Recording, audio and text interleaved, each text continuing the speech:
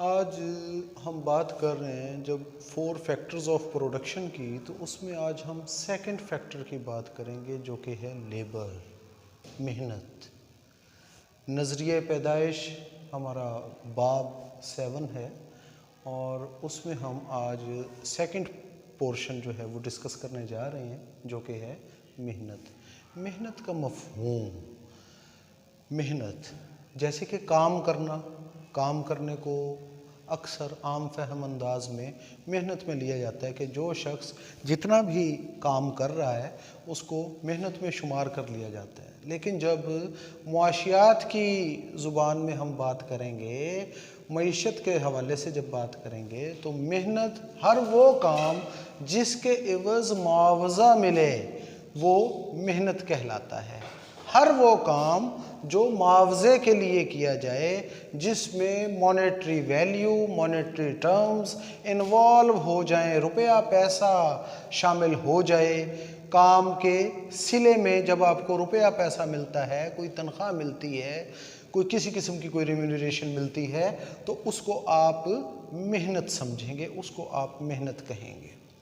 یہ تو بات ہوئی محنت کی۔ اب آگے محنت کی کچھ خصوصیات ہیں، ٹھیک، کہ متحرک عامل پہلے نمبر پر ہے۔ متحرک عامل، محنت جو ہے وہ ایک متحرک عامل کے طور پر کام کرتی ہے۔ محنت مزدور سے ریلیشن قائم ہوتا ہے، محنت کا مزدور ہے تو محنت ہے، محنت کے لیے کسی کا وجود ضروری ہے جو محنت کرے۔ محنت بذات خود کوئی حیثیت نہیں رکھتی اور یہ متحرک عامل کے طور پر کام کرتی ہے۔ مزدور ایک جگہ سے دوسری جگہ موومنٹ کرتے ہیں اور اپنا کام کرتے ہیں۔ پھر محنت ضیاء پذیر ہے۔ محنت ضیاء پذیر مطلب آپ نے کام کر لیا، ختم ہوا اور اس کی آپ نے تنخواہ وصول کر لی، محنت آپ کی مکمل ہو گئی اور وہ محنت وصول بھی ہو گئی۔ وہ جو کہتے ہیں نا کہ مزدور کا پسینہ خشک ہونے سے پہلے اس کی مزدوری ادا کر دینی چاہیے، تو وہ یہی ہے کہ محنت آپ کی ضیاء پذیر ہے، اس کو زوال ہے، محنت کو زوال ہے، یہ لا زوال قسم کی چیز نہیں ہے اور نہ ہی یہ ہمیشہ موجود رہنے والی چیز ہے۔ ہر روز ایک نیا کام آپ کرتے ہیں، ہر روز کوئی نہ کوئی ڈیوٹی آپ نئی سر انجام دیتے ہیں اور اپنے کام میں آگے کی طرف بڑھتے ہیں۔ محنت اور مزدور الگ الگ نہیں ہو سکتے، سمپل سی بات ہے کہ جہاں پر محنت ہے وہاں پر مزدور ہے۔ مزدور کے بغیر محنت کا کوئی تصور ہی نہیں ہے کہ اگر کوئی انسان کام کرنا چاہتا ہے تو وجود ہے محنت کا، اگر کوئی انسان فارغ بیٹھ کے وقت گزار رہا ہے تو وہ محنت میں شمار نہیں ہوتا، اس کو کام کرنا ہوتا ہے اپنی روزی روٹی کمانے کے لیے۔ چوتھے نمبر پر آ جاتا ہے انتقال پذیری میں مشکلات۔ بھئی کسی بھی مزدور کو آپ ایک جگہ سے دوسری جگہ فوری طور پر منتقل نہیں کر سکتے، یعنی اس کی محنت کو ایک جگہ سے دوسری جگہ پر آپ فوری طور پر منتقل نہیں کر سکتے۔ اس کی آپ سمپل مثال دے لیں کہ اگر مزدور کوئی مکان بنانے میں محنت کر رہا ہے، مکان بنا رہا ہے، مزدوری کر رہا ہے، ٹھیک ہے، تو وہ آپ اسے کہیں کہ یہ مکان چھوڑ کر، ٹھیک ہے، آپ کسی فیکٹری میں چلے جائیں کام کرنے، تو بھئی اس کا ایک معاہدہ چل رہا ہوتا ہے، وہ پہلے اس کو پورا کرے گا، اس کے بعد کسی اور طرف موومنٹ کرے گا۔ تو اس لیے محنت کی انتقال پذیری میں مشکلات کا سامنا کرنا پڑتا ہے، اس کو فوری طور پر منتقل نہیں کیا جا سکتا۔ اس کے لیے یہ ٹائم گیننگ چیز ہے، اس میں وقت درکار ہوتا ہے۔ استعداد کار میں فرق، محنت کر رہے ہیں آدمی ایک ہی جگہ پہ 8-10 ورکرز کام کر رہے ہوتے ہیں، ٹھیک ہے، سمپل آپ اس کو لیں کہ استعداد کار میں فرق، ہر بندے کی ذہنی صلاحیتیں اور جسمانی صلاحیتیں مخصوص ہوتی ہیں، ٹھیک ہے، اور ایک دوسرے سے ڈیفر کر رہی ہوتی ہے، ایک دوسرے سے فرق ہوتا ہے ان میں، ان کا جب آپ موازنہ کرتے ہیں تو ان میں فرق پایا جاتا ہے کارکردگی کے لحاظ سے، ٹھیک ہے۔ کچھ مزدور اگر جسمانی طور پر صحت مند ہیں تو وہ فزیکل ایفرٹ اچھی کرتے ہیں، ٹھیک ہے، اور کچھ لوگ اگر پڑھے لکھے زیادہ ہیں، ٹھیک ہے، تو ان کی مینٹل ایفرٹ بہت اچھی ہوتی ہے اور رائٹ ڈائریکشن میں ہوتی ہے۔ پھر آ گیا کمزور قوت سودا بازی۔ مزدور پیشہ لوگ، جیسے ہم اپنے ارد گرد دیکھتے ہیں کہ مزدور ہے، اس کی مرضی تو نہیں چلتی، مالک ہے جس نے تنخواہ دینی ہوتی ہے، جس نے اس کو at the end of the day یا at the end of the month پیسے دینے ہیں وہ اپنی مرضی کا کام لیتا ہے۔ اگر وہ مزدور اپنی مرضی سے کام کرے گا، مالک کی مرضی پہ نہیں چلے گا، تو اس کو کافی ساری مالی مشکلات کا سامنا کرنا پڑ سکتا ہے، ٹھیک ہے۔ اس لیے وہ سودے بازی کی پوزیشن میں نہیں ہوتا، ٹھیک ہے۔ مالک کا ہمیشہ اپر ہینڈ رہتا ہے مزدور پر، ٹھیک ہے جی، جس کی وجہ سے سودے بازی کی قوت اس میں ہوتی ہی نہیں ہے۔ پھر ہے غیر لچکدار رسد۔ اس کی رسد کو آپ ایک دم سے تبدیل نہیں کر سکتے۔ محنت کی جو رسد ہے اسے آپ ایک دم سے تبدیل نہیں کر سکتے، یہ غیر لچکدار ہوتی ہے۔ اس میں ایک دم سے بڑھوتری یا ایک دم سے بہت زیادہ کمی نہیں ہوا کرتی۔ ایک فیکٹری میں اگر 100 مزدور کام کر رہے ہیں، ٹھیک ہے، تو جسٹ امیجن کہ اگلے دن 100 میں سے صرف 50 مزدور آئے، فیکٹری میں 50 مزدور آئے ہی نہ، کام ہی نہ کرے اور رسد ہی اڑ جائے، ٹھیک ہے، تو وہ کیا ہے، وہ فیکٹری ظاہر ہے شٹ ڈاؤن پوائنٹ کے قریب آ جائے گی، اس کی پروڈکشن کم ہو جائے گی، منافع کم ہو جائے گا، ٹھیک ہے۔ پھر دوسری طرف دیکھیں کہ اسی فیکٹری میں 100 مزدور کام کر رہے ہیں، تو کیپیسٹی کے مطابق انہوں نے اپنے 100 مزدور رکھے ہوئے ہیں، پروڈکشن پوری آ رہی ہے۔ وہ ایسا نہیں کر سکتے کہ نیکسٹ ڈے 150 مزدوروں کو وہ مزدوری دینا شروع کر دیں اور ہائر کر لیں مزید بندے، کیوں؟ کیونکہ ان کا پروڈکشن کا ایک لیول ہوتا ہے، اس کے لیول پہ انہوں نے کام کرنا ہے۔ وہ اپنی پروڈکشن پوری لے رہے ہیں، 100 بندہ کام کر رہا ہے، اپنی پروڈکٹیوٹی دے رہا ہے 100%، ٹھیک ہے، تو انہیں مزید کی ضرورت نہیں ہوتی۔ اس لیے اس میں ایک دم سے بڑھوتری یا ایک دم سے بہت زیادہ کمی واقع ہونے کا چانس نہیں ہوتا۔ یہ موسٹ آف دا ٹائم، زیادہ تر وقت جو ان سے ہے یہ کانسٹنٹ رہتی ہے۔ پھر ہے جی محنت کی اہمیت۔ بھائی دنیا میں آگے بڑھنے کے لیے، دنیا میں کوئی بھی کام ایسا نہیں ہے، ہم بچپن سے سنتے آ رہے ہیں کہ دنیا میں کوئی بھی کام ایسا نہیں ہے جو بغیر محنت کے ہو۔ ہر کام میں آپ کو محنت کرنی پڑتی ہے، آگے بڑھنے کے لیے بھی آپ کو محنت ہی کی ضرورت ہوتی ہے، یہ تو ہے ایک عام فہم چیز۔ اب آ گیا کہ محنت کی اہمیت۔ بھائی آپ محنت کر رہے ہیں، اس کے بدلے میں آپ کو معاوضہ مل رہا ہے، آپ لیونگز ارن کر رہے ہیں، آپ روزی کما رہے ہیں، آپ کو پیسے مل رہے ہیں، جو پیسہ آپ اپنی زندگی پر، اپنے گھر والوں پر، اپنے عزیز و اقارب پر بھی خرچ کرتے ہیں، آپ کے گھر میں خوشحالی آتی ہے محنت کی بدولت۔ پھر محنت کی استعداد کار، سیم چیز جس طرح استعداد کار میں فرق میں ہم نے ابھی ڈسکس کیا، محنت کی استعداد کار میں بھی فرق ہوتا ہے کہ یہ پیپل ٹو پیپل ڈیفر کرتی رہتی ہے۔ کچھ پڑھے لکھے لوگ جو ہیں وہ پڑھے لکھے مزدوری کرتے ہیں، جیسے کہ میں کر رہا ہوں، ٹھیک ہے، اور جو ان پڑھ ہیں یا کم پڑھے لکھے ہیں وہ ذرا لو کیڈر کی مزدوری میں چلے جائیں گے، اور اس کے بعد جو انٹلیکچوئلز ہیں وہ انتہائی ہائی پروفائل قسم کی جو ہے جابز وہ کریں گے۔ یہ استعداد کار محنت کی آ گئی۔ اس کے بعد کچھ عوامل ہیں جو کہ محنت میں کار فرما ہوتے ہیں، جیسے کام کی رفتار۔ کام کی رفتار میں پھر بات کروں گا کہ اگر آپ کا مزدور جسمانی طور پر صحت مند ہے، ٹھیک، یہ ہم بچپن سے پڑھتے آئے ہیں کہ صحت مند جسم میں صحت مند عقل موجود ہوتی ہے، تو وہ اپنی عقل کو بھی بروئے کار لائے گا اور اپنے جسم کو بھی ذرا ہلائے گا، ایکٹیو ہوگا، جسمانی طور پر تندرست ہوگا، تو وہ بہتر طور پر کام کر سکے گا اور اس کے کام کی رفتار زیادہ ہوگی، وہ زیادہ کام کم وقت میں کمپلیٹ کر لے گا۔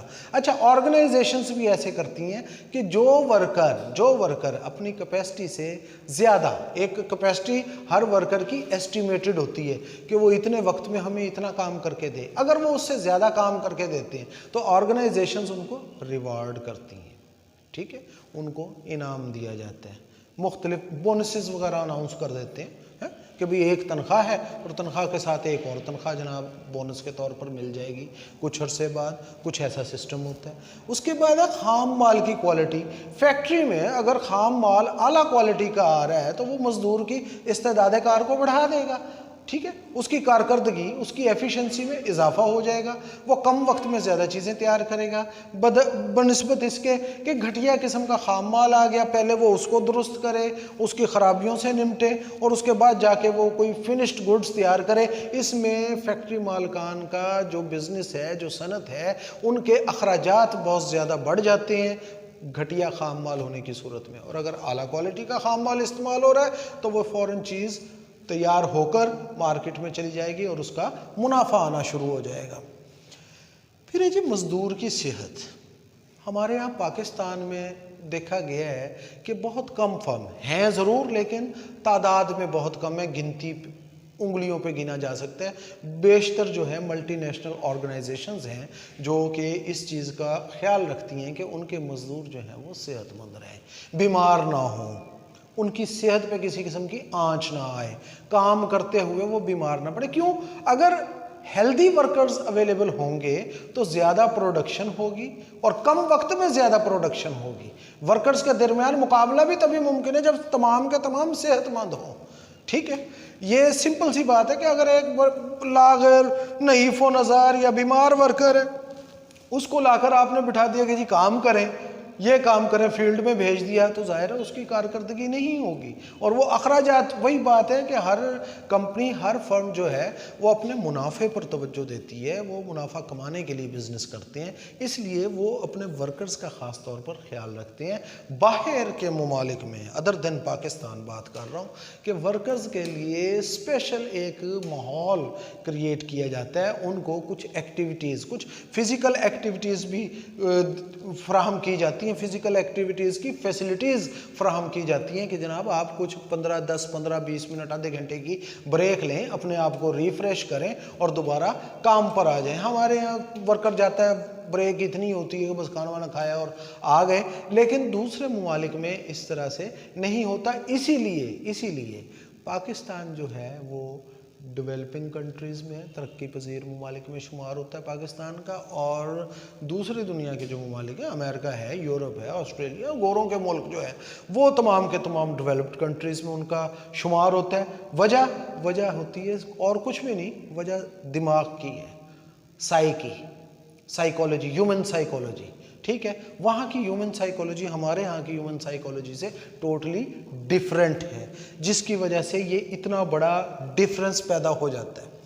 پھر ہے جی فنی تعلیم و تربیت۔ بھئی اچھا ماحول، ساتھ ساتھ وہ اپنی ورکرز کلاس کو آپ اگر ریفریشر کورسز کرواتے رہتے ہیں، پاکستان میں بھی جو گورنمنٹ کے ادارے ہیں، اسکول ہیں، کالجز ہیں، یونیورسٹیز ہیں، وہاں پر ٹیچرز کو ریفریشر کورسز پہ بھیجا جاتا ہے۔ ٹھیک ہے، پرائیویٹ اداروں میں بھی جو بہت اچھے ٹاپ کے انسٹیٹیوٹس ہیں، جیسے بیکن ہاؤس ہے، دا سٹی اسکول ہے، یا لاہور گرامر اسکول ہے، وہ اپنے ٹیچرز کی ٹریننگ پر بہت توجہ دیتے ہیں۔ ٹھیک ہے، لاہور میں ایک ادارہ ہے جو کہ ٹیچرز ٹریننگ کا ہی کورسز وغیرہ کرواتا ہے۔ ٹھیک ہے، تو یہ فنی تعلیم و تربیت کہ جب آپ کی سکلڈ قسم کی ورکر کلاس نکلتی ہے تو اس میں صرف یہ نہیں ہے کہ وہ اپنے حالات بدل لیتی ہے بہتر کام کر کے، بلکہ وہ پورے ملک کی معیشت میں مثبت کردار ادا کرتی ہے اور پورے ملک کی معیشت کو اٹھا دیتی ہے۔ جیسے یہ ہمارے پرائم منسٹر صاحب کہتے ہیں جی ہم ملک کو اٹھا دیں گے۔ بھی کیسے اٹھا دیں گے؟ آپ کے پاس اگر ورکر کلاس بہتر ہوگی تو آٹومیٹکلی ملک اوپر کی طرف جائے گا۔ اگر آپ کے پاس فنی تعلیم و تربیت کا انتظام نہیں ہے تو جو مرضی کر لیں، آپ ترقی نہیں کر سکتے۔ پس فنی تعلیم و تربیت بھی لازم و ملزوم ہے، آپ کی مزدور اور محنت کے ساتھ جڑی ہوئی ہے۔ پھر جی اخلاقی اقدار، سمپل، ہم مسلمان ہیں، ہمیں سچ بولنا چاہیے، جھوٹ نہیں بولنا چاہیے، ہمیں ایمانداری سے کام کرنا چاہیے۔ ایمانداری سے کام کرنے کا مطلب یہ ہے کہ آپ ایک ادارے میں انٹر ہوئے 8 گھنٹے کے لیے، ٹھیک، آپ کو بریک کے لیے 15-20 منٹ، آدھا گھنٹہ دیا جاتا ہے، وہ تو ہے بریک کا ٹائم۔ ٹھیک، اگر آپ انٹر ہونے کے بعد اپنی آفس ٹیبل پر جا کر گھوم رہے ہیں چیئر پہ بیٹھ کے اور کہہ رہے ہیں جی چائے لے آؤ، بسکٹ لے آؤ، تو یہ کیا ہوگا؟ آپ اپنے کام کا ٹائم لیوش انداز میں ضائع کرنے پر تلے ہوئے ہیں۔ یہ ایمانداری نہیں ہوتی۔ جو ورکر ایماندار ہوگا اس کی پروڈکٹیوٹی بھی زیادہ ہوگی۔ جو اپنے کام سے کام رکھتا ہے اور زیادہ پروڈکٹیو کام کرنے کی کوشش کرتا ہے، زیادہ پروڈکشن دینے کی کوشش کرتا ہے، وہی کامیاب ہوتا ہے۔ اور وہی ایک سچا ورکر بھی اسی کو کہہ سکتے ہیں کہ جو ایمانداری سے کام کر رہا ہے، جھوٹ نہیں بولتا، بے ایمانی نہیں کرتا، ڈنڈی نہیں مارتا، بھئی اپنا کام بھی کسی اور کے ذمہ ڈال دیا، یار میں نے گھر جانا ہے، یہ ذرا میرا کام تو تم کر دینا، میں جا رہا ہوں۔ परसों किसी और को कह दिया, ठीक है। कुछ लोग, वो एक मिसाल दे दूं आपको कि बग्गी होती है ना, बग्गी में 6 घोड़े दौड़ रहे होते हैं, ठीक है। 6 घोड़ों में से 2 या 3 घोड़े जो उनसे होते हैं उन्हें कहते हैं खुचरे घोड़े। खुचरे घोड़े यानी वो दूसरों की ताकत पे चल रहे होते हैं, वो अपना जोर ही नहीं लगाते। बग्गी में कुछ ऐसा मिसाल है। तो ये इखलाकी अक़दार में भी सेम यही चीज़ अप्लाई होगी, ये सिर्फ एक मिसाल के तौर पर आपको मैंने बताया, ठीक। तो इखलाकी इक़दार अगर इखलाकी लिहाज से बेहतर है बंदा, जो कि होना चाहिए बहैसियत मुसलमान हर एक को, तो वो बेहतर प्रोडक्शन देता है और अच्छा उसका काम होता है। काम की नौइयत, भाई काम की नौइयत पर भी डिपेंड करता है। कुछ काम टाइम टेकिंग होते हैं, कुछ काम जल्दी निमट जाते हैं, ठीक है। तो मज़दूर को थोड़ा सा ख्याल रखना पड़ता है कि जो काम टाइम टेकिंग है तो वो अपना वक्त ज़ाया ना करे, ठीक है, और दिल लगाकर मेहनत करे, काम करे और उससे अपनी रेम्यूनरेशन ले, ज़्यादा से ज़्यादा फैच आउट करने की कोशिश करे। हर इंसान का मसला, इकोनॉमिक्स हम पढ़ रहे हैं शुरू से आज तक जो हम पढ़ रहे हैं, मसला क्या सामने आ रहा है? मसला है फाइनेंशियल प्रॉब्लम, ठीक है, रुपए पैसे का मसला कि पैसा कमाना कहाँ से और ख़र्च कहाँ करना है, ठीक है। बेसिक सिर्फ ये एक बात है कि रुपया कमाना कैसे है और ख़र्च कहाँ करना है, और इसी को हम आज तक डिस्कस कर रहे हैं। ये चैप्टर नंबर 7 पर हम पहुँच गए हैं, उसका भी हम सेकंड पार्ट डिस्कस कर रहे हैं। फिर है जी मेहनत की तंजीम। भाई अगर मज़दूरों की यूनियन पॉजिटिव होगी, ठीक है, उसका ध्यान इधर उधर सियासत की तरफ ना हो, उल्टी सीधी हरकतों में वो इन्वॉल्व ना हो, तो वो मज़दूरों की फलाह व बहबूद के लिए काफ़ी काम कर सकती है और मज़दूर बेहतर अंदाज में अपना आउटपुट दे सकते हैं फर्म को। फिर आबो हवा, आबो हवा के हिसाब से मुनासिब इंतज़ाम भी होना चाहिए। ये ना हो कि आप मज़दूर को लेके कहीं पहाड़ों पर सर्दियों के दिनों में और उसको मुनासिब आपने किट ही नहीं दी, ठीक है, जो कोई लिबास फराहम नहीं किया, कोई जूते फराहम नहीं किए, ठीक है, उसके खाने पीने का कोई ख्याल ना रखा, ठीक है। तो आबो हवा से रिलेटेड, आबो हवा मुतासिर करती है इंसान की कारकर्दगी को। शदीद गर्मी में काम नहीं होता है, शदीद गर्मी में काम के औकात होते हैं कि आप सुबह सुबह अपना काम निपटा लें या फिर शाम को, ठीक है, कुछ ऐसा है। शदीद गर्मी में सारा दिन काम नहीं करते आजकल, लेकिन प्रॉब्लम ये नहीं है क्योंकि एयर कंडीशनर की फैसिलिटी मौजूद है, एसी लगे हुए होते हैं, वहाँ पे एनवायरनमेंट का कोई मसला नहीं होता, वहाँ पे क्लाइमेट चेंजेस का कोई मसला नहीं होता, और ये चीज़ें सिर्फ़ और सिर्फ प्रोडक्टिविटी को बढ़ाने के लिए है, मैक्सिमम आउटपुट गेन करने के लिए वजूद में आई। मज़दूर और मालिक के ताल्लुकात, मैं मालिक हूँ, मैंने किसी को हायर कर लिया, काम करो, अगर मैं उससे बदतमीज़ी से पेश आऊँगा, आखिर है तो वो इंसान है। कोई भी काम करें दुनिया में एक चीज़ याद रखें कि इज़्ज़त नफ्स सबकी होती है, ठीक है। आप किसी को इज़्ज़त देंगे वो उससे बढ़कर आपको इज़्ज़त देगा, ठीक है। ये मज़दूर और मालिक के ताल्लुकात अगर बेहतर हैं तो वो आउटपुट 100% देगा। अगर आप उसके साथ नारवा सलूक रखेगा, मालिक मज़दूर के साथ नारवा सलूक रखेगा, तो वो मैक्सिमम आउटपुट नहीं देगा।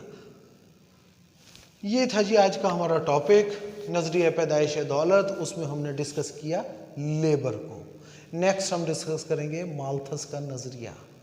ओके, अल्लाह हाफ़िज़।